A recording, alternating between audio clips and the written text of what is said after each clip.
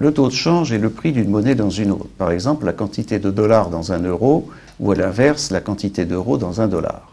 Ce taux de change est une notion qui a complètement disparu à l'intérieur de la zone euro, puisque nous avons une monnaie commune. Avant 1999, il existait un franc français qui fluctuait non seulement contre des pays de la zone euro, contre l'Allemagne, la Belgique, la Hollande, mais également contre des pays qui ne sont pas dans la zone euro, comme la Grande-Bretagne. Le taux de change à l'époque était fixe contre un grand nombre de pays de l'Europe.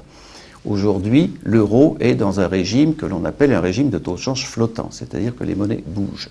Pour donner un exemple, il y a 4 ans, dans un euro, vous aviez à peu près 0,8 $. Aujourd'hui, nous en avons 1,4. Ça veut dire que l'euro s'est apprécié. Quand une monnaie bouge à la hausse ou à la baisse, il y a des gagnants et il y a des perdants. Lorsque, par exemple, une monnaie s'apprécie, cela veut dire que la marchandise qui est libellée, c'est-à-dire étiquetée dans cette monnaie, devient plus chère pour les partenaires commerciaux, ce qui est préjudiciable à ceux qui exportent. En revanche, ceux qui importent payent la marchandise étrangère, par exemple le pétrole, moins cher. Donc il y a des gagnants et des perdants.